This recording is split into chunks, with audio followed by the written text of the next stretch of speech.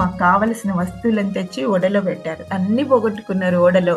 ప్రయాణంలో చేతులారా తెచ్చుకున్న ఆహారం అంతా పడేశారు. కానీ దేవుడు వాళ్ళని ఒక తీరానికి చేర్చి, అక్కడ వాళ్ళ ద్వారా ఒక కార్యం జరిగించి, వాళ్ళకి కావాల్సిన శారీరకమైన విశ్రాంతి ఇచ్చి, చివరికి మిగతా ప్రయాణానికి కావాల్సినవన్నీ కూడా దేవుడు సమకూర్చాడు. ఎంత ప్రేమగల దేవుడు గదా!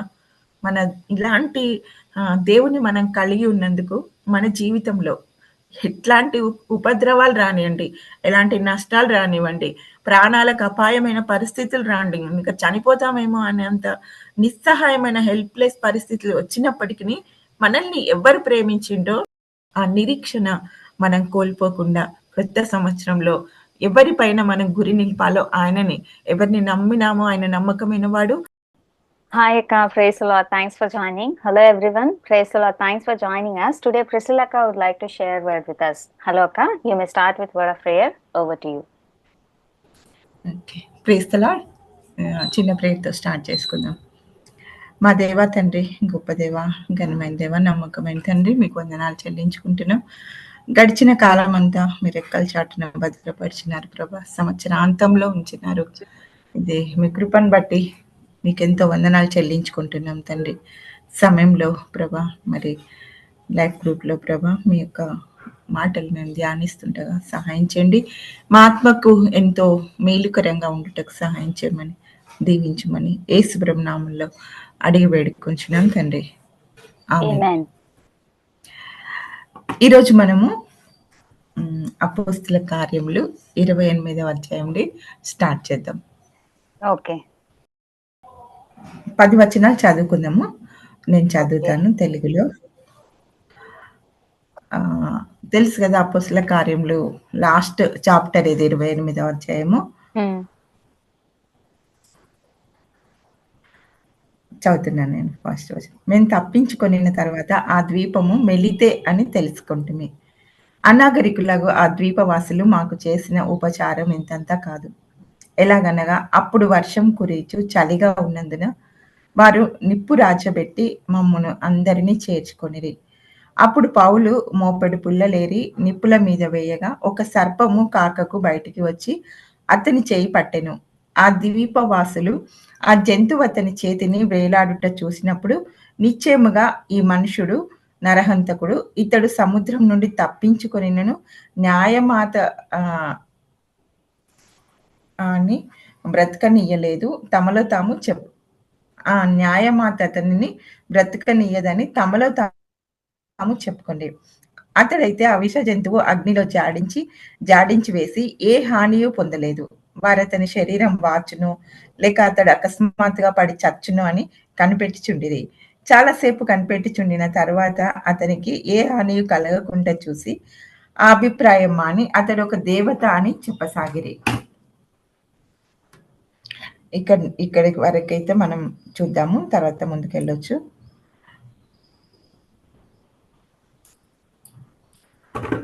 ఇది ఎప్పుడు జరిగింది, ఏమన్నా ఐడియా ఉందా మీలో ఎవరికైనా?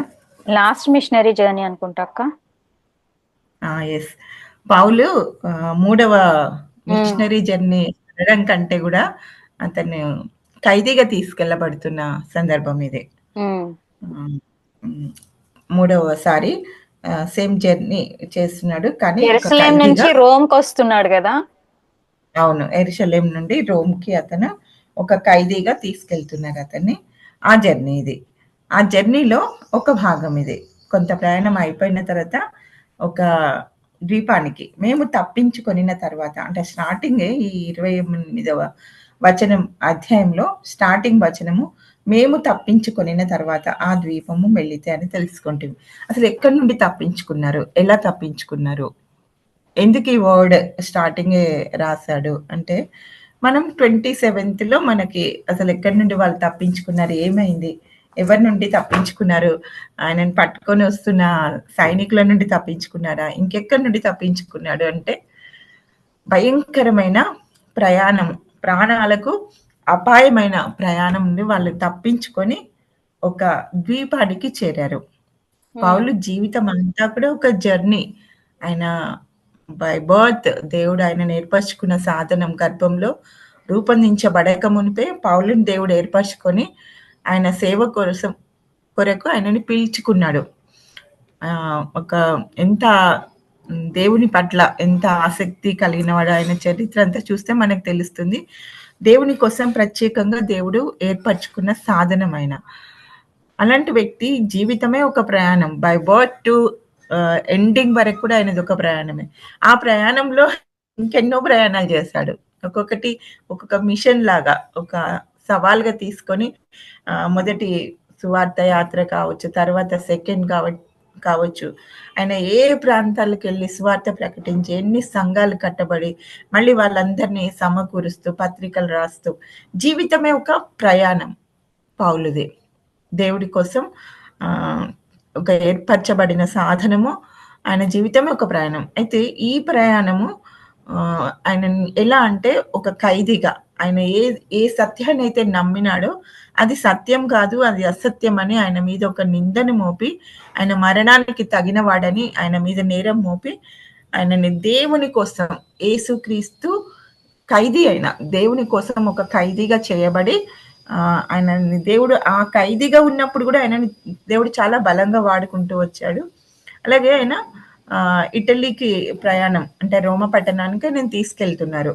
అప్పుడు ఆయనతో పాటు శతాధిపతి అయిన యూలి ఇంకా ఎంతమంది ఉన్నారంటే ఒక ఓడలో తీసుకెళ్తున్నారు. అప్పుడు మధ్యధర సముద్రంలో ఓడ ప్రయాణంలో వాళ్ళు ఉన్నారు. ఎంతమంది ఆ ఓడలో ఉన్నారంటే 276 అని మనం 27వ అధ్యాయంలో చదవచ్చు.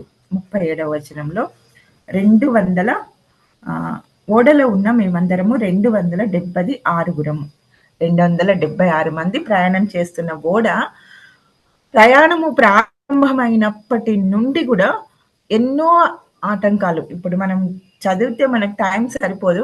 27th చాప్టర్ అంతా కూడా అతి భయంకరమైన ప్రయాణం. పౌలు తన జీవితంలో మరి చేసిన పౌలు తన జీవితం అంతా చేసిన ప్రయాణం ఒక ఎత్తైతే, ఈ ప్రయాణము ఎంతో భయంకరమైంది.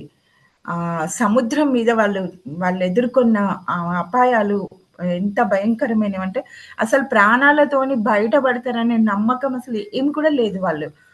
అక్కడి నుండి బయలుదేరిన తర్వాత వాళ్ళకు ఒక ప్రాంతానికి సీదోను, ఇలా లూకియా ఇట్లా చిన్న చిన్న పట్టణాలు చేరి అక్కడ కూడా సీదోన్‌లో కూడా పౌలు కొంత సమయం గడపడానికి ఆ శతాధిపతి ఆయనకి టైం ఇస్తాడు. ఇలా వాళ్ళు కొంత ఎంతో కష్టపడి తుఫాన్లు అవన్నీ ఎదుర్కొని క్రేతు వరకు వస్తారు. క్రేతు వరకు వచ్చిన తర్వాత అక్కడి నుండి మళ్ళీ ప్రయాణం చేయాలి. వాళ్ళు ఏదైతే ప్రాంతాల్లో ఉన్నారో అది శీతాకాలం గడపడానికి సరి అయింది కాదు అని ప్రయాణం చేయాలనుకుంటారు. ప్రయాణం చేసే ముందు కూడా పౌలు వాళ్ళని హెచ్చరిస్తాడు. ఈ ప్రయాణము నిజంగా మనకి అంత మంచిది కాదు, మనం చెయ్యొద్దు. పౌలు చెప్తున్నాడు. అప్పుడు పౌలు, అయ్యలారా, ఈ ప్రయాణం వలన సరుకులకును ఓడకును మాత్రమే కాక మన ప్రాణాలకు కూడా హాని బహునష్టము కలుగునట్లు నాకు తోచుచున్నది అని చెప్తాడు. అట్లాంటప్పుడు కూడా వీళ్ళు ఈ శతాధిపతి పౌలు చెప్పింది నమ్మకుండా మళ్ళీ అక్కడి నుండి వాళ్ళు ప్రయాణమై బయలుదేరారు. మనకి జర్నీ అంతా మనం చూడాలి అంటే ఒక్కొక్క వచనం క్లియర్ గా చదివితే వాళ్ళు ఎంత భయంకరమైన అపాయంలో ఉన్నారో మనకు తెలుస్తూ ఉంటది. చదువుకోవచ్చు. అయితే ఇది ఎంత ఒక వచనం నేను చదువుతా 20వ వచనము. కొన్ని దినాలు వాళ్ళు 18 నుండి చదువుతాం. మిక్కిలి పెద్ద గాలి కొట్టుచున్నందున మరునాడు సరుకులు పారవేయసాగిరి. 3వ దినమందు తమ చేతులారా ఓడ సామాగ్రి పారవేసిరి. కొన్ని దినములు సూర్యుడైనను నక్షత్రములైనను కనబడక పెద్ద గాలి మా మీద కొట్టినందున ప్రాణాలతో తప్పించుకొందుమను ఆశ బొత్తిగా పోయెను. వారు బహుకాలం భోజనం లేక ఉన్నందున పౌలు అయితే ఇంకా ఇందులో ఉన్న వాళ్ళందరికీ కూడా ఎవ్వరికి కూడా వాళ్ళు ఎక్కడ ఇసుక తిప్పల మీద పడతారో, ఎక్కడ పడిపోతారో, సూర్యుడైనా నక్షత్రాలైనా కనబడలేదు అంటే సముద్ర ప్రయాణమే నక్షత్రాల దిశను పట్టుకొని వెళ్ళిపోయేది. వీళ్ళు ఎలా అంటే ఆ ఓడ ఎక్కడికి పోతారో తెలియదు అన్నట్లా వదిలేశారు. ఇంకా ఎక్కడికైనా వెళ్ళి ఎక్కడో ఒక తీరంలో ఆగుతుంది అని వాళ్ళ చేతులారా సామాగ్రి అంతా పడేశారు. ఏంటి సామాగ్రి అంటే తినేవి అన్ని గోధుమలు అవన్నీ ఉంటాయి కదా! అంటే ఏదో చిన్న 4, 5 బస్తాలు కాదు. పెద్ద పెద్ద ఓడలు ఉంటాయి. 276 ప్రయాణం చేస్తున్నారు. ఇంకా ఓడ నడిపే వ్యక్తులున్నాయి. ఇదంతా కలిస్తే పెద్ద పెద్ద ఓడలవి. ఆ ఓడలో కనీసం దాదాపు 3000 క్యాన్లు గోధుమలు క్యారీ చేస్తారంట వాళ్ళు. పెద్ద పెద్ద క్యాన్‌లల్లో. ఆ బానాలు అంటాం గదా! మనం కానవాములు. హ్మ్. అలాంటివి అన్నీ 3000 దాకా పడతాయంట. అట్లాంటివన్నీ పారబోసారంటే ఓడ బరువు తగ్గితే కనీసం తేలిగ్గన్నా ప్రయాణం చేసేది కొట్టుకుపోయేటప్పుడు ఏదన్నా అంటే ఓడ నడిపించే వాళ్ళకు ఆ తెలివుంటది. వాళ్ళు నిస్సహాయమైన పరిస్థితిలో ఆహారం లేకపోయినా పర్లేదు. ఇంక బ్రతికితే చాలు అనుకున్న చేతులారా అదంతా చేతులారా ఓడ సామాగ్రి పారవేశామంటే ఇంకా హెల్ప్‌లెస్ కండిషన్ నిస్సహాయ పరిస్థితిలో పడేశారు వాళ్ళకు ఆహారాన్ని. అంతే కాకుండా బహుకాలం భోజనం లేకుండా గడిపారు. ఆ ఓడలో వాళ్ళు ఎన్ని దినాలు ప్రయాణం చేశారో తెలీదు గానీ అంటే ఆహ్, వాళ్ళక్కడి నుండి యెరూషలేం నుండి బయలుదేరి రోమాకు ప్రయాణమైన సగం దూరం వచ్చిన తర్వాత ఈ క్రేతు నుండి బయలుదేరేటప్పుడు పౌలు హెచ్చరించాడు. ఈ క్రేతు నుండి వీళ్ళిక్కడికి మన రోమా వెళ్ళాలంటే దాదాపు 600 కిలోమీటర్లంట జర్నీ. సముద్రంలో. అంత జర్నీలో తుఫానులో భయంకరమైన బీభత్సమైన పరిస్థితిలో వాళ్ళు ప్రయాణం చేస్తున్నారు. అలాంటి ప్రయాణంలో అందుకే ఈ 28వ అధ్యాయం మొదటి వచనంలో మేము తప్పించుకున్న తర్వాత మెలితేకి చేరాం. ఇటువంటి ప్రయాణంలో వాళ్ళు ఆహ్, ఇంత భయంకరమైన దాని నుండి వీళ్ళు బయట పడ్డారు కాబట్టి మేము తప్పించుకున్న తర్వాత ఒక ద్వీపానికొచ్చారు వాళ్ళు. మెలితే అనే ద్వీపం. సరే ఈ జర్నీ గురించి ఇంకా మాట్లాడుకుందాం. అయితే ఈ మెలితేకి వచ్చిన తర్వాత ఈ మెలితేలో ఉన్న వాళ్ళెవరో వీళ్ళకెవ్వరికీ పరిచయం లేదు. కొత్తగా వాళ్ళు ఆ ద్వీపానికొచ్చారు. అది ఏ ద్వీపమో కూడా తెలీదు. అయితే తర్వాత వ్రాయబడింది కాబట్టి మెలితే అనే ద్వీపం. అయితే అనాగరికులున్నారంట అక్కడ. అనాగరికులకు ఆ ద్వీపవాసులు మాకు చేసిన ఉపచారం ఇంతంతా కాదు.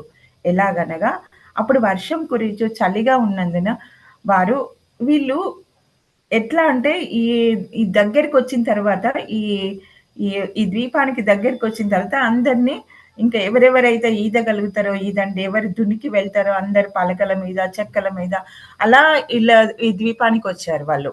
వచ్చినప్పుడు వాళ్ళు వేసుకున్న బట్టలు తప్ప వాళ్ళ దగ్గర ఏం లేదు. తడిసిపోయిన బట్టలతోని అక్కడికొచ్చినప్పుడు ఆ కొత్త మనుషులను చూసినప్పుడు ఆ ద్వీపం వాళ్ళు భయపడాలి. లేకపోతే ఇంకేమైనా చేయొచ్చు. కానీ అనాగరికులు, నాగరికత కూడా తెలియని వీళ్ళు ఆ ద్వీపవాసులు మాకు చేసిన ఉపచారం ఇంత అంతా కాదు. చాలా సింపుల్ వర్డ్ ఇక్కడ. మనం అమ్మో! ఇంత అంత కాదు. ఎంత అని ఇట్లా మాట్లాడుకుంటాం గదా! అలా.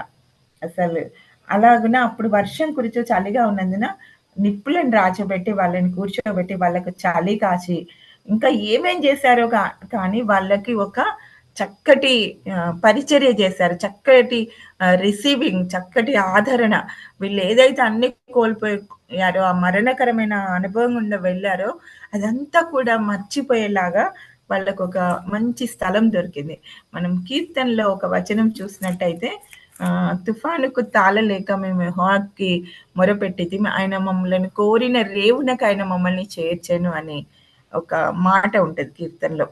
అట్లా అంటే వాళ్ళు ఇంత భయంకరమైన అనుభవం తర్వాత కొంచెము విశ్రాంతి, కొంచెం నెమ్మది స్థలంలోకి వెళ్లారు.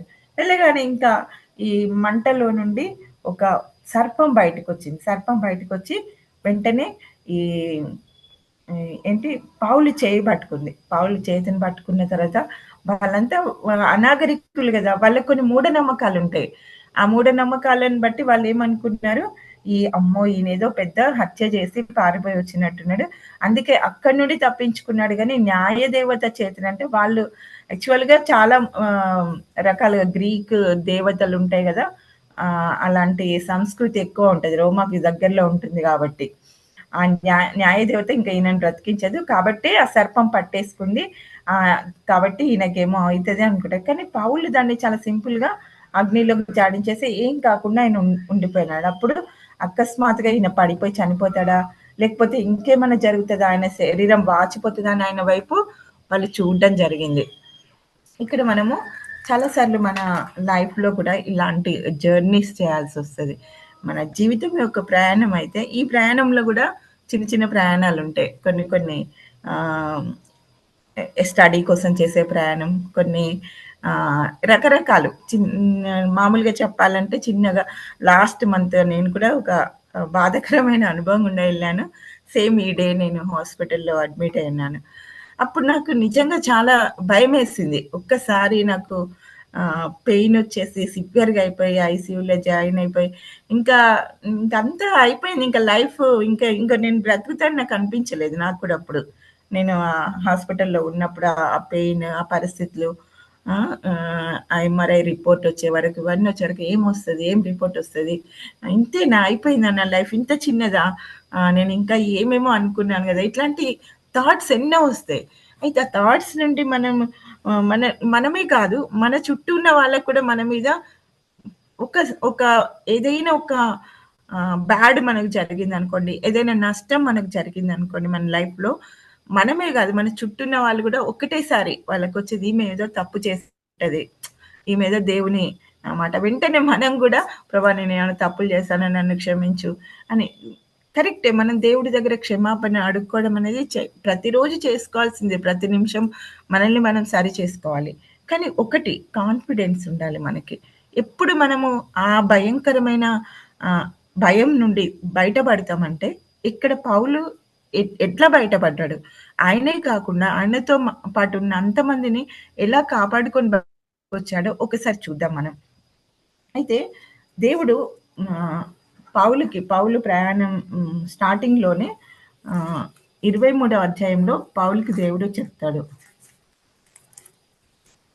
అపోస్తల కార్యములు 23 11th వర్స్ ఒకసారి చదువుతానండి. Okay, I posted it here. Okay. అయితే దేవుడు ఏం చెప్తాడంటే, "నువ్వు యెరూషలేములో నా గురించి సాక్ష్యం ఇచ్చినట్టు రోమాలో కూడా ఇవ్వాల్సి ఉంది" అని చెప్తాడు. ఎప్పుడు? ఈ ప్రయాణం స్టార్ట్ అవ్వడానికి ముందు.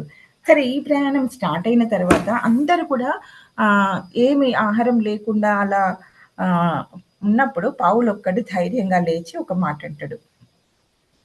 వారు బహుకాలము భోజనం లేక ఉన్నందున పౌలు నేను 27th చాప్టర్‌లో 21 చదువుతున్నా. వారి మధ్యన నిలిచి అయ్యలారా మీరు నా మాట విని క్రేతు నుండి బయలుదేరకయే ఉండవలసినది. అప్పుడు ఈ హాని నష్టము కలగపోను. ఇప్పుడైనను ధైర్యం తెచ్చుకొనుడి. ధైర్యం తెచ్చుకొనుడని మిమ్మును వేడుకొనుచున్నాను. ఓడకే గాని మీలో ఎవని ప్రాణమునకు హాని కలగదు. నేను ఎవని వాడను, ఎవని సేవించుచున్నానో ఆ దేవుని దూత గడిచిన రాత్రి నా యుద్ధ నిలిచి పౌలా భయపడకుము. నీవు కైసరి ఎదుట నిలవవలసి ఉన్నది. ఇదిగో నీతో కూడా ఓడలో ప్రయాణమై పోచిన వారందరినీ దేవుడు నీకు అనుగ్రహించున్నాడని నాతో చెప్పెను. అప్పుడు దేవుని దూత ఇక్కడ దేవుడు ఆయనతో మాట్లాడాడు స్పష్టంగా. ఈ ప్రయాణం స్టార్ట్ అవ్వడానికి ముందే ఆయన మీద దాడి చేయడానికి యూదులు పౌలుని చంపితే తప్ప మేము భోజనం చేయమని వాళ్ళు అనుకున్నప్పుడు దేవుడు అలాంటిదేం జరగదు. నువ్వు ఇక్కడే సాక్ష్యం చెప్పడమే కాదు, నువ్వు రోమాకు కూడా వెళ్లి చెప్పాల్సింది అంటే ఆయన సాక్ష్యం అంత అవసరం ఆయన ఎందుకు ఇశ్రాయేలీయులు దేనికోసం నిరీక్షిస్తున్నారో దాన్ని ఆయన తెలుసుకున్నాడు. అందరూ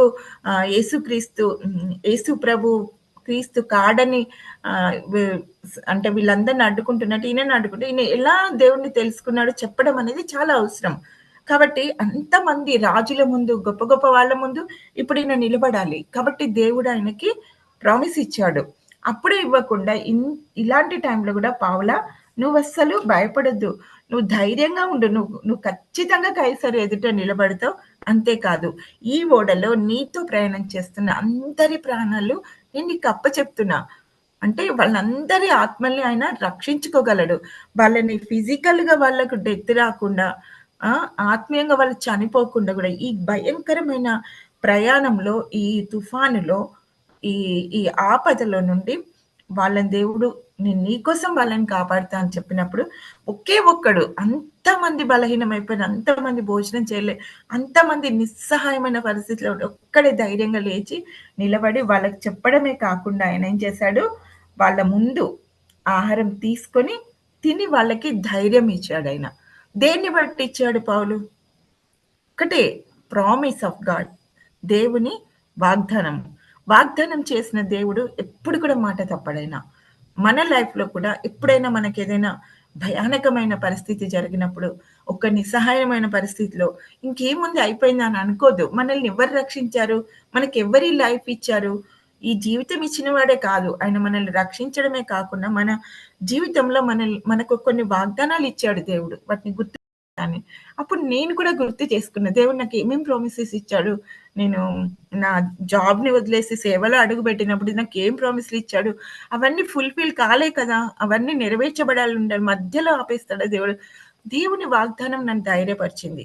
ఆ ధైర్యంతోని మళ్ళీ నాకేం కాదు నేను బ్రతుకుతానని. అలాగే మన జీవితంలో, మన ప్రయాణంలో ఎన్నో సంవత్సరాలు ఇలా గడిచిపోతున్నాయి గదా! మనం 2 రోజుల్లో కొత్త సంవత్సరంలో ప్రవేశిస్తాం. ఎన్నో రకాల అనుభవాలు నాకొక్కదానికే కాదు.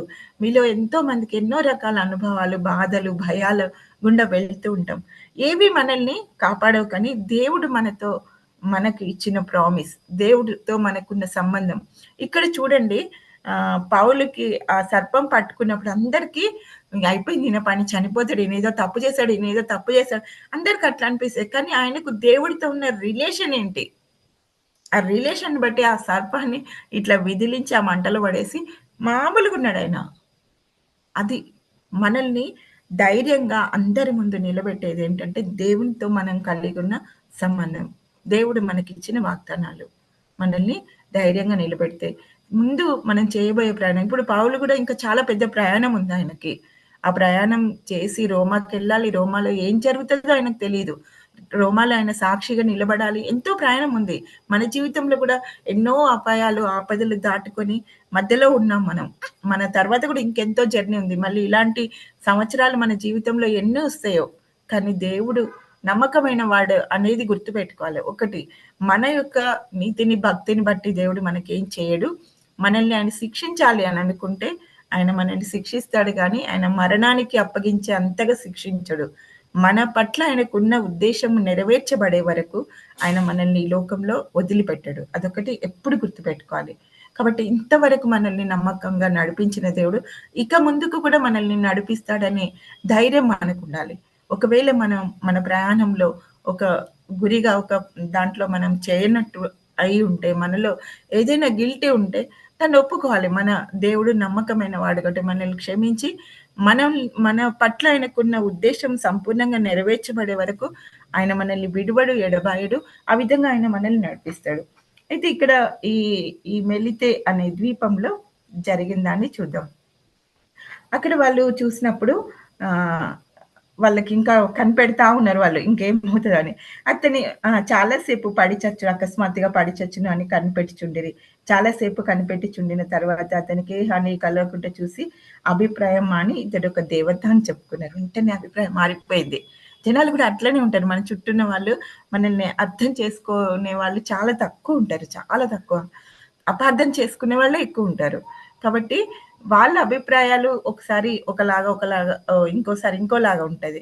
వాటిని మనం అంతగా పట్టించుకోవాల్సిన అవసరం లేదు. మనం ఏంటో ప్రభువే వాళ్ళందరి ముందు రుజువు చేస్తాడు. ఇక్కడ జరిగింది కూడా అదే. ఆ తర్వాత సెవెంత్ నుండి మనం చూస్తే పోప్లి అను ఒకడు ఆ ద్వీపంలో ముఖ్యుడు. అతనికి ఆ ప్రాంతంలో భూములుండెను. అతడు మమ్మల్ని చేర్చుకొని 3 స్నేహభావంతో ఆతిథ్యం ఇచ్చెను. అప్పుడు పోప్లి యొక్క తండ్రి జ్వరము చేత రక్తభేది చేతను బాధపడుచు పడుకొని ఉండెను. పౌలు అతని యొద్దకు వెళ్లి ప్రార్థన చేసి అతని మీద చేతులుంచి స్వస్థపరచెను. ఇది చూసి ఆ ద్వీపం కడమ రోగులు కూడా వచ్చి స్వస్థత పొందిరి. మరియు వారు అనేక సత్కారములతో మమ్మల్ని మర్యాద చేసి మేము ఓడ ఎక్కి వెళ్ళినప్పుడు మాకు కావలసిన వస్తువులను తెచ్చి ఓడలో ఉంచిరి. ఇక్కడ అనాగరికులు వాళ్ళని చేర్చుకున్నారు. ఒక ప్రమా ఒక మధ్యలో ఒక శోధన వచ్చిందనుకుందాం. ఆ శోధన నుండి కూడా దేవుడు తప్పించిన తర్వాత ఏం జరిగిందక్కడ అంటే, దేవునికి మహిమకరమైన కార్యం జరిగింది. వీళ్ళు నిస్సహాయమైన పరిస్థితిలో మెలితే అనే ద్వీపానికి వెళ్లారు కానీ, వీళ్ళు ఆ ద్వీపాన్ని వదిలేసేటప్పుడు అక్కడ వాళ్ళ జీవితంలో ఆ ద్వీపవాసులందరికీ కూడా వీళ్ళు చేసిన మేలు. ద్వీపంలో ముఖ్యుడు అంటే ఒక ప్రధాని. ఆయన తండ్రి రక్తభేది చేత అంటే బ్లడ్ మోషన్స్ తోని బాధపడుతున్నప్పుడు పౌలు ప్రార్థన చేస్తే ఆయనకు స్వస్థత వచ్చింది. ఆ తర్వాత అక్కడున్న వాళ్ళందరూ వచ్చి స్వస్థత పొందారు. వాళ్ళు వీళ్ళకి ఉపకారం చేశారు. దానికి ప్రతిఫలంగా వాళ్ళు ఎంతో మేలు పొందారు. మధ్యధరా సముద్రంలో వారు చేస్తున్న ప్రయాణం తుఫాను తర్వాత ఆ మెలితేకి చేరడము అనేది దేవుని యొక్క సంకల్పం ఒక భాగము. ఎందుకంటే ఇప్పట్లాగా మనకు ట్రాన్స్‌పోర్టేషన్ లేదు. ఏదో విధంగా వాళ్ళు ఆ ద్వీపానికి చేరారు. వాళ్ళు కొట్టుకొని పోతున్నారు. ఎక్కడికి పోతున్నారో తెలీదు. కానీ వాళ్ళు చేరాల్సిన గమ్యము అనేది దేవుని చేతిలో ఉంది. ఒక్కొక్కసారి మనం ఎటు ప్రయాణం చేస్తున్నామో మనకర్థం కాదు. కానీ మనల్ని నడిపించే మన నావికుడు, మన దేవుడు మనల్ని సరియైన క్రమంలోనే, సరియైన మార్గంలోనే నడిపిస్తాడాయన. మనల్ని చేయి విడవడు. కాబట్టి వీళ్ళు మెలితికి రావడం వల్ల వీళ్ళకి ఎంత మేలు జరిగిందో, ఆ ద్వీపవాసులకి అంతకంటే మేలు జరిగింది. వీళ్ళు ఆదరింపబడ్డారు. శారీరకంగా వాళ్ళకి విశ్రాంతి దొరికింది, ఆహారం దొరికింది. కానీ వాళ్ళకు ఆత్మీయమైన తండ్రి దొరికాడు. సృష్టికర్త అయిన దేవుడు ఎవరికి ప్రార్థన చేస్తే రోగాలే బాగైతాయి, ఎవరికి ప్రార్థన చేస్తే ఈ సృష్టికర్త ఎవరు అనేది వీళ్ళు గడిపిన కొన్ని రోజుల్లో ఆ అనాగరికులైన ద్వీపవాసులు తెలుసుకున్నారు. అలాగే మన జీవితంలో మనం ఆహ్, ఒక దగ్గర మన ప్రయాణంలో ఇలాంటి తీరాలు ఎన్నో ఉంటాయి. ఇలాంటి ద్వీపాలు, ఇలాంటి ఆహ్, ప్రా మనుషులు గూడా మనం కలుసుకుంటుంటాం. మనం వాళ్ళని కలుసుకోవడం నుండి వెళ్ళిపోయేటప్పటికి వాళ్ళకేం మిగిల్చి వెళ్తున్నాం? మనము ఆ అనాగరికుల కంటే అనాగరికంగా ఉంటది. దేవుడిని ఎరగనట్టు వాళ్ళలాగానే ఉంటాం. చాలా గొప్ప గొప్ప మాటలించి, భక్తి గురించి. కానీ నిజమైన భక్తి అంటే ఏంటి? మనం చాలా సార్లు చెప్పుకున్నాం. వాళ్ళు అక్కరలో ఉన్నారు. వాళ్ళని పరామర్శించారు. వాళ్ళకి చలి కాసుకోవడానికి ఇచ్చారు. వాళ్ళు చేసిన ఇదంట అంతా ఇంతా కాదంట. అట్లాంటిది ఎప్పుడైనా చేస్తున్నామా మనం? వీళ్ళకి వాళ్ళు అసలు ఎవరో కూడా తెలీదు. ముఖ పరిచయం లేదు. ఎప్పుడు చూడని వాళ్ళు. అంత గుంపు 276 మంది వస్తే 276 మందిని చేర్చుకున్నారంటే, మనం ఒక్కరిని చేర్చుకుంటున్నామా మన లైఫ్‌లో? మనకు పరిచయం ఉన్న వాళ్ళు కూడా నిస్సహాయమైన పరిస్థితిలో ఉంటే కూడా మనం ఏం చెప్తాం? చలి కాచుకోండి, దుప్పటి కప్పుకోండి, మంచిగుండండి, మీకోసం ప్రార్థన చేస్తున్నాం. ఇంతకంటే మన నుండి ఏమీ రాదు. ఇలాంటి వాళ్ళని నేను చాలా మందిని నా లైఫ్‌లో చూసాను కాబట్టి నేను చాలా సార్లు ఇది చెప్తూ ఉంటా నేను. ఎందుకంటే దుఃఖమొస్తది, బాధొస్తది. మనం హెల్ప్ చేయట్లేదని కాదు. మనకెవరు చెయ్యట్లేదని కాదు. అది మన భక్తిని నిర్దేశించేది. మన క్రియలు లేని విశ్వాసము వృథమని వాక్యంలో ఉంది గదా! ఆ అనాగరికుల కంటే మనం అనాగరికంగా ప్రవర్తించకుండా దేవుని మహిమ కోసం మనం మన జీవితంలో ఎక్కడెక్కడ ఎవరెవరిని ఆహ్, పరిచయం అవుతున్నారు, ఎవరు మన జీవితంలోకొచ్చెళ్తున్నారు, వారి పట్ల మన బిహేవియర్ ఎట్లుంది, ఇవన్నీ మనం ఆలోచించుకోవాలి. ఓడ ఎక్కి వెళ్ళేటప్పుడు మాకు కావలసిన వస్తువులను తెచ్చి ఓడలో పెట్టారు. అన్నీ పోగొట్టుకున్నారు ఓడలో. ప్రయాణంలో చేతులారా తెచ్చుకున్న ఆహారం అంతా పడేశారు. కానీ దేవుడు వాళ్ళని ఒక తీరానికి చేర్చి, అక్కడ వాళ్ళ ద్వారా ఒక కార్యం జరిగించి, వాళ్ళకి కావాల్సిన శారీరకమైన విశ్రాంతి ఇచ్చి, చివరికి మిగతా ప్రయాణానికి కావాల్సినవన్నీ కూడా దేవుడు సమకూర్చాడు. ఎంత ప్రేమగల దేవుడు గదా! మన ఇలాంటి దేవుడిని మనం కలిగి ఉన్నందుకు మన జీవితంలో ఎట్లాంటి ఉపద్రవాలు రానియండి, ఎలాంటి నష్టాలు రానివ్వండి, ప్రాణాలకు అపాయమైన పరిస్థితులు రాండి, ఇంక చనిపోతామేమో అనేంత నిస్సహాయమైన హెల్ప్‌లెస్ పరిస్థితులు వచ్చినప్పటికిని, మనల్ని ఎవరు ప్రేమించిండో ఆయనకి మన గురించి అన్నీ తెలుసు. మనకేం కావాలో తెలుసు. ఎప్పుడు మనకేమివ్వాలో తెలుసు. మన మిగతా జీవితానికి కావలసినవన్నీ ఆయన ముందుగా మన కోసం సిద్ధపరిచి, సమకూర్చి పెట్టాడు. ఆ నిరీక్షణ మనం కోల్పోకుండా కొత్త సంవత్సరంలో ఎవరి పైన మనం గురి నిలిపాలో ఆయనని. ఎవరిని నమ్మినామో ఆయన నమ్మకమైన వాడు. ఆయన వాగ్దానాలు నెరవేర్చే దేవుడు. ఆయన మనల్ని ప్రేమించే దేవుడు. మన అవసరాలు చూసే దేవుడు. ఆయన మనల్ని ఈ లోకానికి పంపించిన పర్పస్ నెరవేర్చబడే వరకు మనల్ని విడువడాయన.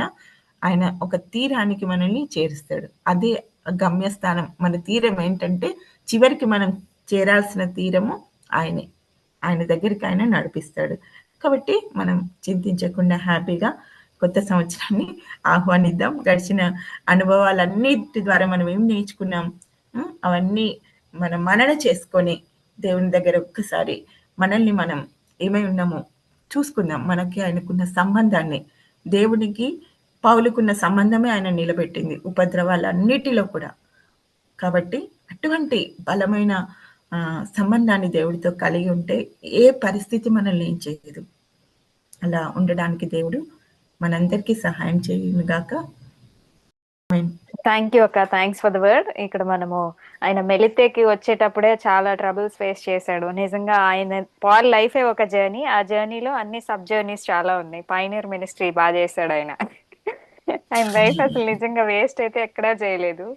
ఆయన ఎదుర్కొన్న ఛాలెంజెస్ ప్రతి ఒక్కటి ఈవెన్ మన లైఫ్ లో ఇప్పుడు మనం చూసుకుంటే అది చాలా అంటే ఆయన అంత పడకపోయినా మనకు వచ్చే చిన్న చిన్న ఛాలెంజెస్ కి మనం చాలా భయపడిపోతూ ఉంటాం కదా. బెస్ట్ ఎగ్జాంపుల్ మీ లైఫ్ నుంచి మీరు చెప్తూ వచ్చారు.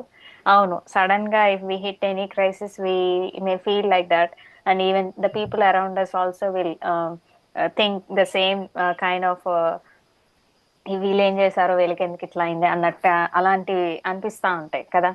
సో కానీ దేవుడు అలాంటి ఫేజెస్ నుంచి కూడా ఆయన నామాన్ని గ్లోరిఫై చేసుకోవాలని ఆయన ఇష్టపడతాడు. సో ఆయన ఏంటో అక్కడ చూపిస్తా వచ్చాడు. ఇక్కడ ఆయన సర్పం కాటుకి ఆయన బలి అయిపోతాడేమో అని అందరు అట్లా చూస్తూ ఉన్నప్పుడు దాని నుంచి ఆయన ఎట్లా ఎంత చక్కగా ఆయన చాలా కేర్ఫుల్ కాన్ఫిడెంట్ గా ఉన్నాడు. Just because of the promise what's ever he receive from the Lord, angel వచ్చి ఆయన్ని స్ట్రెంథన్ చేసిన విధంగా. అట్లనే మనం అట్లాంటి ఫేజెస్ లో ఉన్నప్పుడు దేవుడు మనకి ఇచ్చిన ప్రామిసెస్, ఆయన మన పట్ల ఉన్న ఆయన యొక్క పర్పస్ అయ్యేంత వరకు దేవుడు మన లైఫ్ లో ఆయన వర్క్ చేస్తాడని మనం బిలీవ్ చేస్తే ఎలాంటివి వచ్చినా గానీ we can survive and we can fight ఆ బ్యాటిల్స్ విత్ ద లాట్. ఇలా పాల్ లైఫ్ లో చాలా ఈ యొక్క చిన్న చిన్న జర్నీస్ లో లాస్ట్ గా ఆయన ఎంతో చక్కగా వాడుకున్నట్టు. అంటే అనాగరికులకి ఇంత జనరాసిటీ ఉంది, మరి మనకి ఎట్లా ఉంది అనేది ఇది ఒక క్వశ్చన్. ఇప్పుడు ఫెయిత్ వితౌట్ వర్క్స్ అనేది డెడ్ అని, అంటే దే లాస్ట్ ఎవ్రీథింగ్, బట్ వాళ్ళు వెళ్ళేటప్పుడు సమృద్ధినిచ్చి దేవుడు పంపిస్తా వచ్చాడు. ఎంటీనెస్ నుంచి అబండెన్స్ లో వచ్చేసారు వీళ్ళు, అన్ని పోగొట్టుకొని కూడా.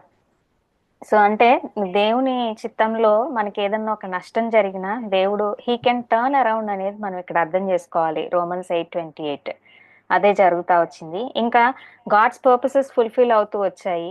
దేవుణ్ణి వాళ్ళు తెలుసుకుంటూ వచ్చారు. ఇంకా అంతకంటే ఆ జర్నీ పర్పస్ ఫుల్ఫిల్ అయింది. అది మనల్ని కూడా ఇప్పుడు ఎక్కడికన్నా తీసుకొని వెళ్తే అది హాస్పిటలే కావచ్చు, లేకపోతే వర్క్ ప్లేసే కావచ్చు, ఎడ్యుకేషనల్ ఇన్స్టిట్యూషనే కావచ్చు, ఆయన పర్పస్ ఫుల్ఫిల్ చేసుకోవడం కోసం దేవుడు మధ్య మధ్యలో ఇలాంటి చిన్న చిన్న జర్నీస్ పెడితే we should not grumble against God, but బోల్లీ we can move ahead according to his GPS so that our purposes also will be fulfilled. Thank you akka, thanks for sharing about the Paul's journey నుంచి ఈ యొక్క ఈయన island కి Melite island కి వచ్చిన ఈ యొక్క సంఘటన, దాని యొక్క కాన్సిక్వెన్సెస్ ఎలా ఉన్నాయి, how God was glorified in and through Paul, and how God made them even to get in to their shore, వాళ్ళకి డెస్టినీకి ఎట్లా రీచ్ అవుతూ వచ్చారు, ఎంటీగా వచ్చి ఎలా అబండెన్స్ పొందుకుంటూ వచ్చారు అనేది చాలా చక్కగా ఎక్స్ప్లెయిన్ చేశారు. థ్యాంక్ యూ అక్క, థ్యాంక్స్ ఫర్ ద వర్డ్.